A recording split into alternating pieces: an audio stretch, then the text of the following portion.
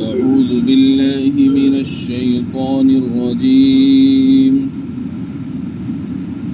بسم الله الرحمن الرحيم. إذا السماء انشقت وأذنت لربها وحقت وإذا الأرض مدت وألقت ما فيها وتخلت وأذنت لربها وحقت. يا أيها الإنسان إنك كادح إلى ربك كدحا فملاقيه. فأما من أوتي كتابه بيمينه فسوف يحاسب حسابا يسيرا وينقلب إلى أهله مسرورا. وأما من أوتي كتابه وراء ظهره فسوف يدعو ثبورا ويصلى سعيرا. إنه كان في أهله مسرورا.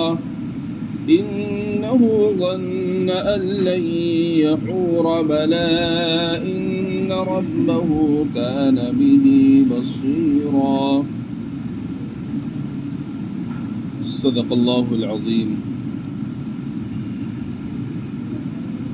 اذا السماء انشقت، جب آسمان پھٹ جائے گا. وَأَذِنَتْ لِرَبِّهَا وَحُقَّتْ، اور وہ اپنے رب کا حکم سن لے گا اور وہ اسی کے لائق ہے. وَإِذَا الْأَرْضُ مُدَّتْ، اور جب زمین کھینچ دی جائے گی. وَأَلْقَتْ مَا فِيهَا وَتَخَلَّتْ، اور وہ اپنے اندر کی چیزوں کو باہر ڈال دے گی اور خالی ہو جائے گی. وَأَذِنَتْ لِرَبِّهَا وَحُقَّتْ، اور وہ اپنے رب کا حکم سن لے گی اور وہ اسی کے لائق ہے.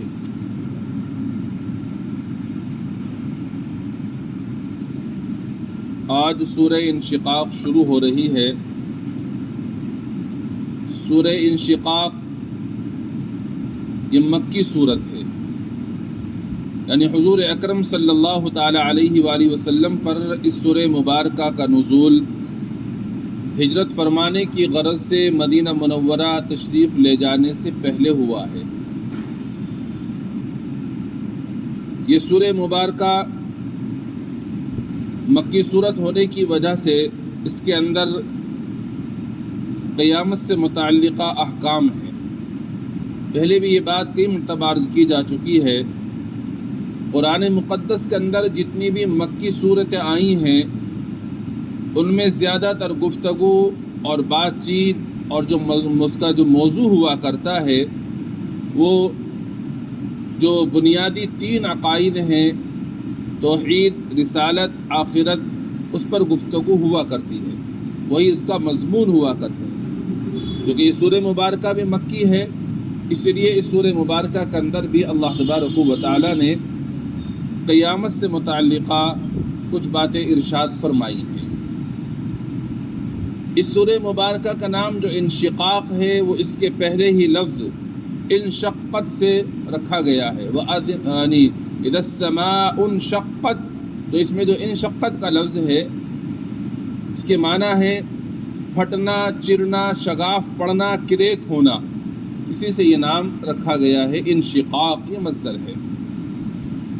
تو فرمایا اذا السماء انشقت، جب آسمان پھٹ جائے گا. جب آسمان پھٹے گا، آج تو ہمیں آسمان نظر آ رہا ہے کہ آسمان نیلا ہے، نظر آ رہا ہے کہ آسمان کے اندر کوئی شگاف نہیں ہے، کوئی دروازے نہیں ہیں، کچھ بھی نہیں ہے، بالکل صاف شفاف. جہاں تک انسان کی نگاہ جاتی ہے اس کو نیلا آسمان ہی آسمان نظر آتا ہے. لیکن یہ ہمیشہ ایسا نہیں رہے گا، بلکہ جب قیامت آئے گی، سور پھونکا جائے گا تو یہ آسمان پھٹ جائے گا اور یہ بالکل سرخ ہو جائے گا، اور سرخ ہونے کے بعد پھر یہ پھٹ جائے گا، لپیٹ دیا جائے گا اس طرح سے یوم نطوی السماء کطی السجل للکتب، جیسا کہ کتابوں کو، رجسٹروں کو لپیٹ دیا جاتا ہے، یا یہ کہہ لیجئے گا شامیانہ ہوتا ہے، اور شامیانے کو جب اتارا جاتا ہے تو اس کے جو سپورٹر ہوتے ہیں، نیچے پائپ لگایا جاتا ہے، باس لگایا جاتا ہے، تو وہ سب ہٹا دیا جاتا ہے، تو شامیانہ نیچے گر جاتا ہے، پھر اس کو لپیٹ دیا جاتا ہے۔ تو اسی طرح سے یہ آسمان بھی جب قیامت آئے گی پھٹ جائے گا، اور پھٹنے کے بعد میں اس کو لپیٹ دیا جائے گا۔ یہ آسمان جب پھٹے گا اس لیے پھٹے گا تاکہ آسمان میں سے اللہ تبارک و تعالیٰ کے جو فرشتے ہیں وہ اتریں۔ چنانچہ قرآن مقدس کی دوسری آیت مبارکہ سے معلوم ہوتا ہے کہ جب آسمان پھٹ پڑے گا تو اس کے پھٹنے کے بعد میں آسمان میں جتنے بھی فرشتے ہیں وہ سارے کے سارے قطار در قطار نیچے اتر آئیں گے، یہاں تک کہ اللہ تبارک و تعالیٰ کا جو عرش ہے وہ عرش پاک بھی زمین پر اترے گا۔ تو فرمایا اذا السماء انشقت، جب آسمان پھٹ جائے گا، وَأَذِنَتْ لِرَبِّهَا وَحُقَّتْ، اور وہ اپنے رب کا حکم سن لے گا اور وہ اسی کے لائق ہے۔ سن لینے کا مطلب ہے اللہ تعالیٰ کا حکم سننے کے بعد میں اس کی اطاعت کرے گا، اس کی اللہ تعالیٰ کے حکم کی فرما برداری کرے گا، اس کو مانے گا۔ آج ہم دیکھتے ہیں کہ جتنی بھی مخلوقات ہیں وہ جو سنتی ہیں تو ہمیں سننے کے لیے ان کے کان نظر آتے ہیں، کان ہوتے ہیں ان کے پاس میں، وہ کان سے سنتی ہیں۔ اللہ تعالیٰ نے مخلوق کو کان عطا فرمائے ہیں، وہ کان سننے کے لیے ہیں، لیکن اللہ تعالیٰ کی مخلوق میں سے ایک مخلوق ہے سانپ، وہ ایسی مخلوق ہے کہ اس کے کان نہیں ہیں، پھر بھی وہ سنتا ہے، وہ محسوس کرتا ہے۔ تو یہ اللہ تعالیٰ نے مخلوق کو کان عطا فرمائے ہیں، لیکن بہت سی مخلوق ایسی ہیں کہ کان نہ ہونے کے باوجود بھی وہ سنتی ہیں۔ تو اللہ تبارک و تعالیٰ جس طرح سے کان عطا فرما کر ان کو سننے کی صلاحیت عطا فرمانے پر قادر ہے، اسی طرح سے میرا رب بغیر کان عطا فرمائے بھی ان کے اندر سننے کی قوت پیدا کرنے پر پوری طرح قادر ہے۔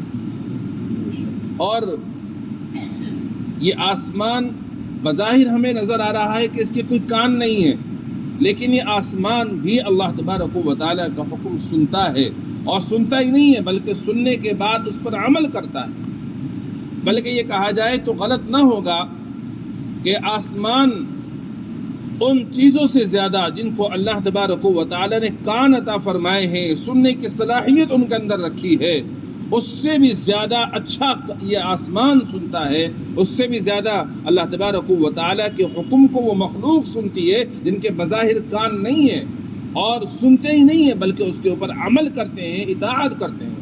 اللہ تعالیٰ نے جب آسمان و زمین کو بنایا تو بنانے کے بعد اپنے پاس بلایا اور فرمایا کہ تم دونوں ایک ساتھ میرے پاس آؤ، اور آنے کے بعد میرے حکم کو خوشی خوشی قبول کرو، مانو یا ناخوشی مانو۔ انہوں نے کہا پروردگار عالم، ہم آپ کے حکم کو خوشی خوشی سے مانتے ہیں۔ تو آسمان بھی اور زمین بھی، ہر ایک مخلوق اللہ تبارک و تعالیٰ کے حکم کو سنتی ہے، اور سننے کے ساتھ ساتھ اس کو مانتی بھی ہے، اس پر عمل بھی کرتی ہے، اس کی اطاعت بھی کرتی ہے۔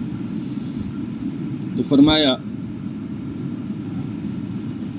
وَأَذِنَتْ لِرَبِّهَا وَحُقَّتْ، اور وہ اپنے رب کا حکم سن لے گا اور وہ اسی کے لائق ہے، یعنی اس کی حیثیت ہی یہ ہے کہ وہ اپنے پروردگار کا حکم مانے اور اس کے سامنے مجبور ہو کر رہ جائے۔ یہ آسمان کی مجبوری ہے، بلکہ علماء نے فرمایا آسمان پر واجب ہے، لازم ہے کہ وہ اللہ تبارک و تعالیٰ کے حکم کو سن کر کے اس کی اطاعت کرے، اس پر لازم ہے۔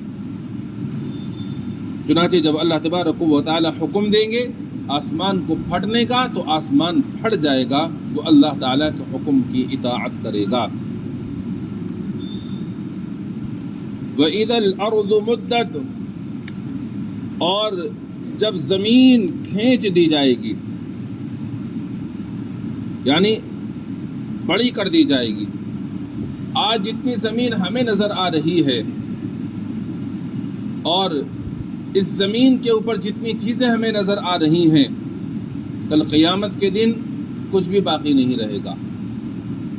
زمین بالکل ایک چٹیل میدان کی طرح ہو جائے گی، نہ زمین میں غاریں ہوں گی، نہ زمین کے اندر ندیاں ہوں گی، نہ زمین کے اندر سمندر ہوگا، نہ ہی زمین کے اندر پہاڑ ہوں گے اور نہ ہی زمین کے اندر مکانات ہوں گے، نہ درخت ہوگا، کچھ بھی نہیں، بالکل چٹیل میدان ہوگا۔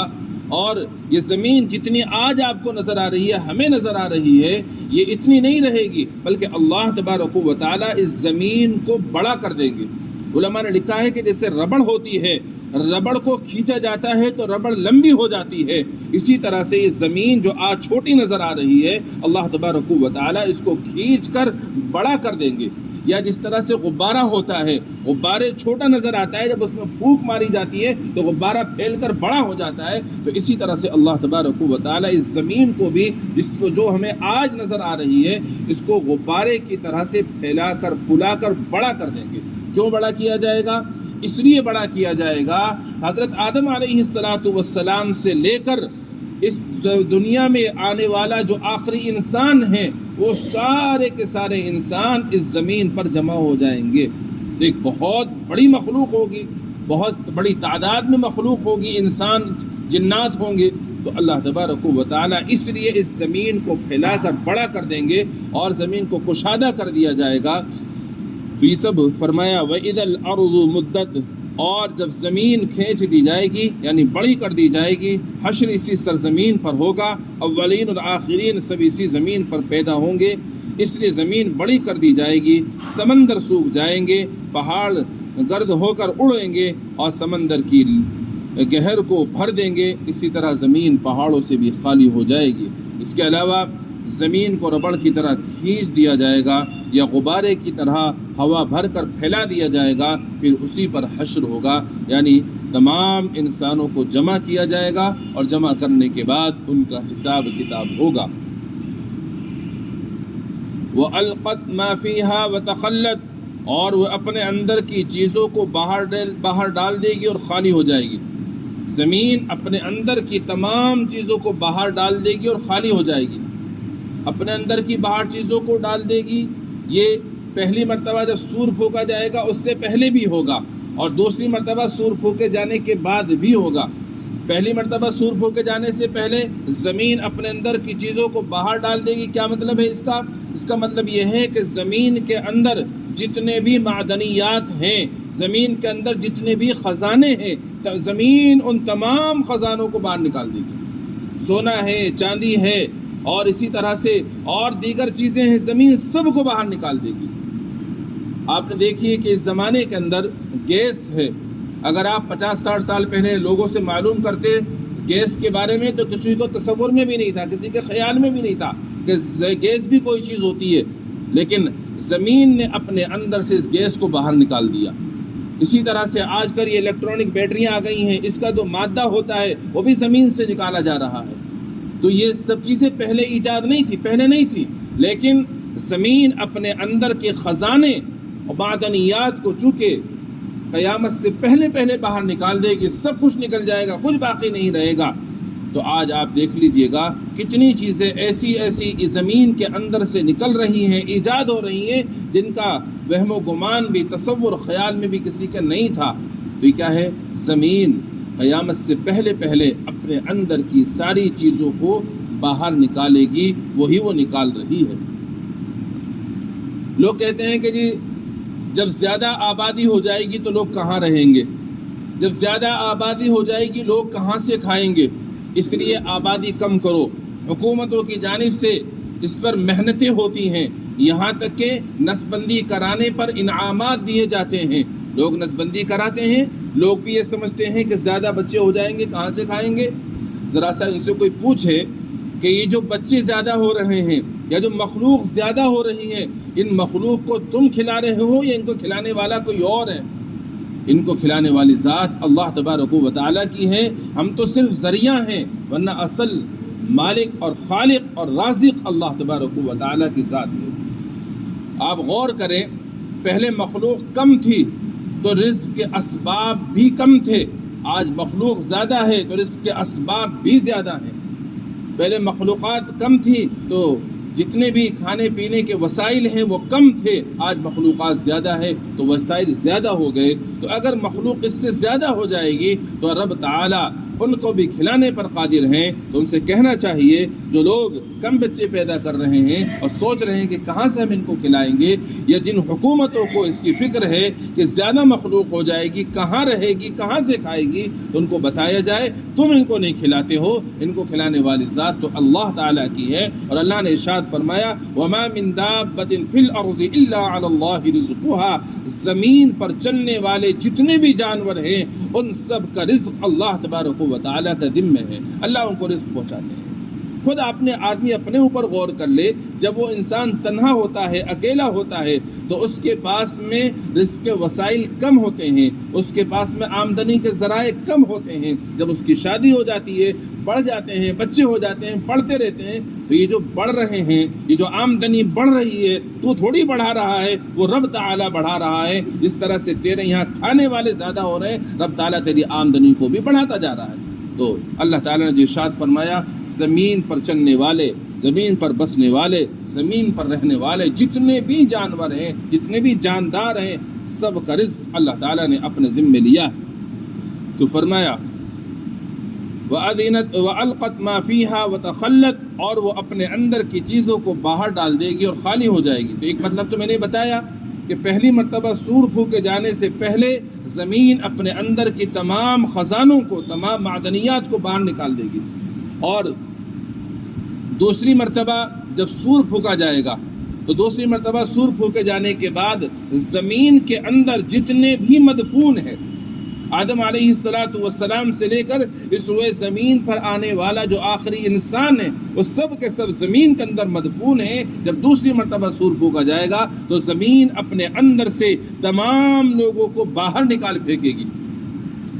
اور حدیث مبارکہ کے اندر آتا ہے، حضرت نبی کریم صلی اللہ تعالی علیہ وآلہ وسلم نے ارشاد فرمایا، قبروں سے نکلنے والوں میں سب سے پہلا نمبر میرا ہوگا، یعنی سب سے پہلے جو شخصیت زمین سے اور قبر سے اپنے حشر کے میدان میں اٹھائی جائے گی، وہ حضرت نبی کریم صلی اللہ تعالی علیہ وآلہ وسلم کی ذات گرامی ہوگی۔ سب سے پہلے آپ کو زمین سے، قبر سے باہر نکالا جائے گا، اور آپ نے فرمایا اللہ تبارک و تعالی مجھے جنت کا لباس اور جوڑا عطا فرمائیں گے۔ کیوں؟ اس لیے کہ جتنے بھی انسان اپنی قبروں سے اٹھیں گے، نکلیں گے، زمین ان کو باہر نکال کر پھینکے گی، وہ دوبارہ زندہ کیے جائیں گے، وہ سارے کے سارے ننگے ہوں گے۔ اسی طرح سے جس طرح سے جب ان کو پہلی مرتبہ پیدا کیا گیا تو ان کے پاس میں کوئی لباس نام کی چیز نہیں تھی، بالکل ننگے تھے، اسی طرح سے جب کل قیامت کے دن لوگوں کو ان کی قبروں سے نکالا جائے گا اور زمین ان کو نکال کر باہر پھینک دے گی تو سب کے سب ننگے ہوں گے، ان کے جسم پر کپڑا نام کی کوئی چیز نہیں ہوگی۔ امی عائشہ صدیقہ رضی اللہ عنہا نے عرض کیا، اللہ کے نبی اس وقت میں جب سب لوگ ننگے ہوں گے تو بڑی شرم محسوس ہوگی، کیسا منظر ہوگا وہ؟ آپ نے فرمایا عائشہ اس وقت میں کسی کو ایک دوسرے کو دیکھنے کی کہاں ہمت ہوگی، کہاں ان کا دل چاہے گا کہ ایک دوسرے کو دیکھیں، کہاں، وہ تو پریشانی کا عالم ہوگا۔ اس کو اس طرح سمجھیے گا جیسا کہ اللہ نہ کرے کسی بلڈنگ میں آگ لگ جائے، اور آگ لگنے میں کوئی آدمی جل جائے، تو جلنے میں کپڑے جل جاتے ہیں تو اس میں ننگا ہو جاتا ہے آدمی، تو اس میں مثال کے طور پر ایک آدمی کے بدن پر آگ لگ گئی اور اس کو سامنے نظر آ رہی ہیں مستورات کھڑی ہوئی ہیں، ان کے بھی کپڑے جل گئے، ان کا بھی سطر نظر آ رہا ہے، تو اب وہ جلنے والا شخص جو پریشانی کے عالم میں ہے، جس کے جسم کے اندر آگ لگ گئی ہے اور جس کے جسم کے اندر آگ لگ رہی ہے، اب بتائیے کیا وہ سامنے کھڑی ہوئی مستورات کے سطر پر نگاہ ڈالے گا یا وہ اپنی فکر کرے گا؟ بھئی ظاہر ہے وہ تو اپنی فکر کرے گا، اسے سطر کی کہاں پڑی ہوگی، اسے تو اپنے بچوں کا بھی خیال نہیں ہوگا، اپنے ماں باپ کا بھی خیال نہیں ہوگا، اپنے دولت کا بھی اس کو احساس نہیں ہوگا، اس کو صرف اپنی پڑی ہوئی ہوگی، کسی طرح سے میرے بدن کی آگ بجھ جائے، کسی طرح سے مجھے راحت اور سکون مل جائے۔ تو جس طرح سے بدن پر آگ لگنے کی وجہ سے انسان سامنے کھڑے ہوئے ننگی مستورات پر جس کی نگاہ بھی اگرچہ گندی ہو، شہوتی نگاہ ہو، وہ نگاہ نہیں ڈالتا بلکہ اس کو اپنی فکر ہوتی ہے، تو کل قیامت کے دن بھی جب سارے کے سارے انسان قبروں سے نکالے جائیں گے اور زمین سب کو نکال کر باہر کر دے گی، سب مادرزاد ننگے ہوں گے، لیکن کسی کو دیکھنے کی فرصت کہاں ہوگی، سب کو اپنی اپنی پڑی ہوئی ہوگی، اتنی جرأت اور ہمت بھی نہیں ہوگی کوئی نگاہ اٹھا کر کے کسی کی طرف دیکھ لے۔ فرمایا وَأَلْقَتْ مَا فِيهَا وَتَخَلَّتْ، اور وہ اپنے اندر کی چیزوں کو باہر ڈال دے گی، اور وَتَخَلَّتْ، اور خالی ہو جائے گی۔ تو دونوں مطلب میں نے آپ کو بتا دیے۔ پہلی مرتبہ جب سور پھونکا جائے گا اس سے پہلے بھی زمین اپنے اندر کی تمام چیزوں کو باہر نکال دے گی، یہ مطلب بھی ہے اس کا، یعنی تمام خزائن، تمام معدنیات زمین باہر نکال دے گی۔ اور دوسرا مطلب یہ بھی ہے اس کا کہ جب دوسری مرتبہ سور پھونکا جائے گا تو جتنے بھی لوگ زمین کے اندر دفن کیے گئے ہیں زمین ان سب کو باہر نکال دے گی، یعنی مردے نکل آئیں گے، کوئی مرا ہوا زمین کے اندر نہیں رہے گا، سب نکل آئیں گے، زمین خالی ہو جائے گی۔ وَأَذِنَتْ لِرَبِّهَا وَحُقَّتْ، اور وہ اپنے پروردگار کا حکم سن لے گی اور وہ اسی کے لائق ہے۔ زمین اپنے پروردگار کا حکم سن لے گی، جیسے آسمان سنے گا زمین بھی، زمین کے بھی ہمیں بظاہر کان نظر نہیں آتے لیکن زمین بھی اللہ تبارک و تعالیٰ کے حکم کو سنے گی اور وہ اسی کے لائق ہے کہ وہ سنے۔ اور سننے کا مطلب یہی ہے کہ سننے کے ساتھ ساتھ اس پر عمل کرے۔ انسان اس دن اپنے اعمال کو دیکھے گا، زمین اپنے اندر کی تمام چیزوں کو باہر نکال دے گی۔ اس کی تفسیر علماء نے یہ بھی فرمائی ہے کہ زمین یہ انسانوں کے جو اعمال ہیں ان اعمال کو ذخیرہ کرنے کی جگہ ہے، اور انسان جو بھی سرزمین کے اندر عمل کرتا ہے ان سب کی کل قیامت کے دن یہ گواہی دے گی۔ زمین یہ بھی بتائے گی کہ کس بندے نے زمین کے کس حصے پر اللہ تعالیٰ کے لیے سجدہ کیا، وہ بتا دے گی۔ زمین یہ بھی بتائے گی کہ زمین کے کس حصے پر بندہ اللہ تبارک و تعالیٰ کے ڈر اور خوف کی وجہ سے رویا اور اس کے آنسو کے قطرے زمین پر گرے۔ زمین بتا دے گی کہ اللہ یہ آپ کے ڈر اور خوف سے رویا تھا اور اس کی آنکھوں سے آنسو نکل کر میرے اوپر پڑے تھے، زمین گواہی دے گی۔ زمین یہ بھی بتا دے گی کہ اس بندے نے اس سرزمین کے اوپر کہاں کہاں اللہ تبارک و تعالیٰ کی نافرمانیاں کی ہیں۔ تو زمین یہ انسانوں کے اعمال کو جمع کرنے کا، ذخیرہ کرنے کا ایک ذریعہ ہے، سبب ہے، اور اس کے اندر ہر ایک چیز جمع ہو رہی ہے۔ اب آپ بتائیے مجھے کہ انسان اپنے باپ کے سامنے گناہ کرنے سے ڈرتا ہے، انسان اپنے بڑے کے سامنے نافرمانی کرتے ہوئے ڈرتا ہے کہ اگر میں نے گناہ کیا ابو دیکھ لیں گے، استاد صاحب دیکھ لیں گے، مفتی صاحب دیکھ لیں گے، مجھے گناہ نہیں کرنا چاہیے۔ کتنی مرتبہ ایسا ہوتا ہے ہم روڈ پر گزر رہے ہوتے ہیں، کوئی سگریٹ پی رہا ہوتا ہے، سگریٹ پھینک دیتا ہے، روڈ پر سے گزر رہے ہوتے ہیں، مستورات گلی میں بیٹھی ہوئی ہوتی ہیں، اندر گھس جاتی ہیں، تو آدمی ڈرتا ہے کہ بھئی عالم آ رہے ہیں، مفتی صاحب آ رہے ہیں، مولانا آ رہے ہیں، ہمیں ان کے حیا کرنی چاہیے، ہٹ جانا چاہیے، تو ہٹ جاتے ہیں لوگ، کسی کے سامنے گناہ نہیں کرتے۔ تو جس طرح سے ہمارے دل کے اندر حیا ہے ایک عالم کے لیے، ہمارے دل کے اندر حیا اور شرم ہے اور ہم بڑوں کے سامنے گناہ کرتے ہوئے ڈرتے ہیں، اسی طرح سے ہمیں یہ بھی سوچ لینا چاہیے کہ یہ زمین ہمارے ہر عمل کو اپنے اندر محفوظ کر رہی ہے اور ریکارڈ کر رہی ہے، ایک ایک عمل ہمارا اس کے اندر درج ہو رہا ہے۔ کسی بھی جگہ چلے جائیے، زمین سے آپ کہیں باہر نہیں ہو سکتے، زمین اللہ کی بارگاہ میں گواہی دے گی۔ تو جب زمین پر گناہ کر رہے ہو تو سوچ لیا کریں، احساس کر لیا کریں، خیال کر لیا کریں، دل میں یہ بات لے آیا کریں کہ جس زمین کے جس حصے پر میں گناہ کر رہا ہوں، زمین کا یہ حصہ میرے بارے میں اللہ کی بارگاہ میں گواہی دے گا، بتائے گا کہ اللہ اس نے یہی عمل کیا ہے۔ تو کل قیامت کے دن جب راز کھلیں گے تو کتنی شرمندگی ہوگی۔ اس شرمندگی سے بچنا چاہتے ہیں اور اس دن کی پکڑ سے بچنا چاہتے ہیں تو ہمیں آج موقع ہے، آج وقت ہے کہ اللہ کی زمین پر ہمیں گناہ نہیں کرنا چاہیے۔ اگر اب تک گناہ ہو گئے ہوں تو زمین کے جس حصے پر گناہ کیا اسی زمین کے حصے پر ہمیں نیکی بھی کرنی چاہیے، اور اسی حصے پر بیٹھ کر اللہ کے ڈر اور خوف سے دو آنسو بہا کر اس زمین کو تر کرنا چاہیے، تاکہ کل قیامت کے دن جب زمین گواہی دے کہ باری تعالیٰ اس نے میرے حصے پر گناہ کیا تھا، آپ کی نافرمانی کی تھی، تو ساتھ ساتھ وہ یہ بھی کہے کہ باری تعالیٰ اس کے بعد میں یہ ڈر کر آپ کے خوف سے اس نے آنسو بھی میرے حصے پر بہائے تھے۔ تو جہاں گناہ وہ ہمارے اللہ کی بارگاہ میں پیش کرے، تو ساتھ ساتھ وہ ہمارے نیک کام اعمال کو بھی اللہ کے سامنے پیش کر سکے. تو فرمایا اس دن زمین اپنے اندر کی چیزوں کو باہر ڈال دے گی اور خالی ہو جائے گی اور وہ اپنا رب کا حکم سن لے گی اور وہ اسی کے لائق ہے. اس دن انسان اپنے اعمال کو دیکھے گا. اللہ تعالیٰ سے دعا ہے اللہ تعالیٰ عمل کی توفیق عطا فرمائے، ہر قسم کے گناہوں سے ہماری حفاظت فرمائے. اب تک جو گناہ ہو گئے ان کے صدق دل سے توبہ کرنے کی توفیق عطا فرمائے. سبحان اللہ بحمدہ، سبحانک اللہم بحمدک، ونشہد ان لا الہ الا انت، نستغفرک ونتوب الیک. سبحان ربک رب العزة عما یصفون وسلام علی المرسلین والحمد